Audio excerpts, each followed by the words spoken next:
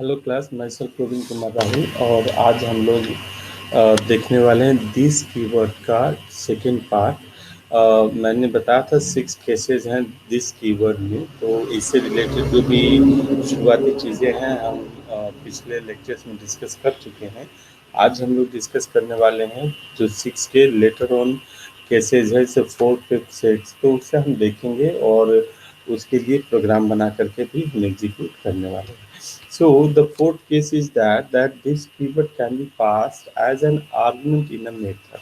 ठीक है, अगर कोई हम मेथड बनाते हैं क्लास में, कोई भी एक्सप्लिसिट मेथड बनाते हैं जो कि कंस्ट्रक्टर नहीं है, कोई भी अलग मेथड है, तो हम उस मेथड में दिस कीवर्ड को क्या कर सकते हैं, एक आर्गुमेंट के तौर पे क्या कर सकते हैं, पास कर सकते हैं। ठीक है, this keyword can be passed into any function as an argument. ठीक है, तो उसके लिए सीधे सीधे हमें पहले प्रोग्राम ही देख लेते हैं, फिर हम बात करते हैं। ठीक है, let's say S is a programme, जो कि आप यहाँ पे देख पा रहे हैं। एस क्या है, एक प्रोग्राम है, क्लास है बल्कि, जिसमें कि हमने एम करके एक फंक्शन बनाया है। M is whatever a function but it is not a constructor at all. ये एक फंक्शन है जिसमें कि हमने क्या किया है कि एक ऑब्जेक्ट पास किया है। ध्यान दीजिए, एम क्या है, एक फंक्शन है जिसमें हमने एक क्लास टाइप का, एस क्लास टाइप का ऑब्जेक्ट पास किया है। System dot out println method is invoked, हमने एक मैसेज डाल दिया। उसी में एक पी करके मेथड हमने बनाया दूसरा, और उस पी में हमने क्या किया, इस एम को कॉल किया किसके साथ, दिस कीवर्ड के साथ। ठीक है, अब देखिए कहानी क्या है कि ये जो दिस कीवर्ड है, ये इस एस क्लास में यूज हो रहा है, इसलिए ये इस क्लास के ऑब्जेक्ट को शो करेगा।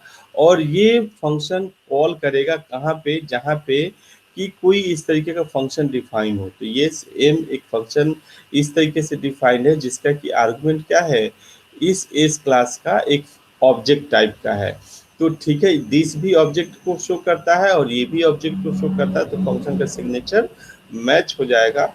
मतलब कि ये एम जो है किसको कॉल कर लेगा, इस फंक्शन को कॉल कर लेगा। मेन फंक्शन में हम देखेंगे, तो मेन फंक्शन में हमने इस स्टूडेंट का ये जो एस क्लास है उसका एक S1 करके ऑब्जेक्ट बनाया, और न्यू एस कर करके हमने क्या किया, एक कंस्ट्रक्टर कॉल कर लिया। ठीक है, ये डिफॉल्ट कंस्ट्रक्टर है। अब S1 डॉट हमने क्या कॉल किया, पी कॉल किया। ठीक है, अब जैसे कि S1 डॉट पी फंक्शन हमने कॉल किया, आप क्या देख रहे हैं कि ये स्टेटमेंट कहाँ कन्वर्ट हो जाएगा, यहाँ पे डाइवर्ट हो जाएगा। अब यहाँ पे डाइवर्ट होगा, और यहाँ से इस फंक्शन में आप क्या देख रहे हैं कि there is a function call itself. तो पी फंक्शन को हमने कॉल किया, और फंक्शन पी ने किसको कॉल किया, एम फंक्शन को कॉल किया। और इस फंक्शन में क्या है, system dot out dot println that is method is invoked. तो आप सिंपली दिस फंक्शन को, दिस कीवर्ड को किसी फंक्शन में कि आप आर्गुमेंट के तौर पे यूज कर सकते हैं, जैसे कि आप यहाँ पे कॉलिंग में हम आर्गुमेंट के तौर पे यूज कर पा रहे हैं। तो आप इस तरीके से इस आर्गुमेंट में कॉल कर सकते हैं। अगर हम इसे एग्जीक्यूट करने की कोशिश करें, तो इसका एग्जीक्यूशन क्या आउटपुट करेगा क्लास, वो हम देख लेते हैं। ये हमें आउटपुट क्या करना चाहिए, ये हमें आउटपुट वही कर रहा है जो चीज़ हम इंटेंडेड थे, मतलब मेथड इज इन्वोक्ड। ये क्या किया, इसने S1 के हेल्प से हमने P1 P को कॉल किया, P ने M को कॉल किया। और चूंकि M क्या है, एक आर्गुमेंट को होल्ड करता है जो कि ऑब्जेक्ट टाइप का है, तो दिस भी क्या है, एक ऑब्जेक्ट ही है। तो ये फंक्शन क्या हो जाएगा, इजीली कॉल हो जाएगा, और ये लाइन क्या हो जाएगी, प्रिंट हो जाएगी। तो इस केस में हम देख रहे हैं केस 4 में कि दिस जो कीवर्ड है वो किसी फंक्शन में एक आर्गुमेंट के तौर पे क्या हो सकता है, यूटिलाइज हो सकता है। ठीक है, अब हम देखेंगे केस 5 क्या कहता है कि जो हमारा कंस्ट्रक्टर कॉल है, ठीक है, the this keyword can be passed as argument in constructor call. जो भी पैरामीटराइज कंस्ट्रक्टर हम बना रहे हैं अपने प्रोग्राम में, उन पैरामीटराइज कंस्ट्रक्टर में हम दिस को भी क्या कर सकते हैं, कॉल करने के लिए यूटिलाइज कर सकते हैं। Is that okay class. So हम इसका क्या ले लेते हैं, प्रोग्राम ले लेते हैं, और प्रोग्राम लेकर के डिस्कस करते हैं। प्रोग्राम में हमारे पास क्या है,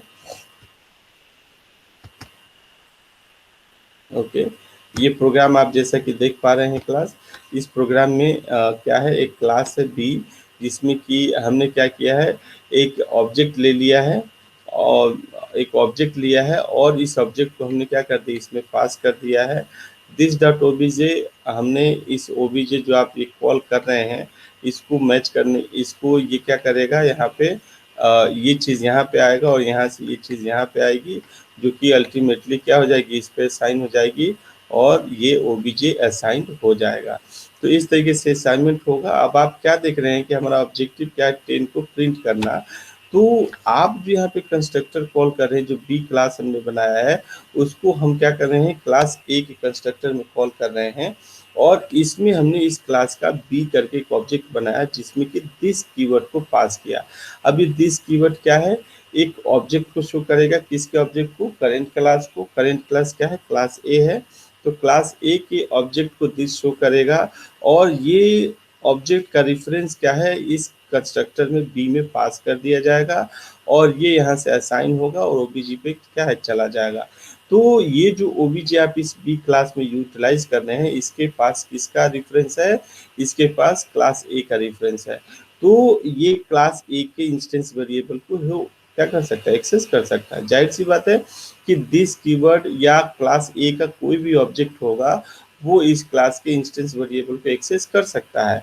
और चूंकि दिस इस क्लास के इंस्टेंस को शो कर रहा है, जिसका रेफरेंस हमने असाइन कर दिया क्लास बी के इंस्टेंस वेरिएबल पे, तो ये आसानी से क्या कर पाएगा कि फिर क्लास ए के private, sorry not private, class ए के जो इंस्टेंस वेरिएबल है उसको क्या कर पाएगा, शो कर पाएगा, उसको यूटिलाइज कर पाएगा।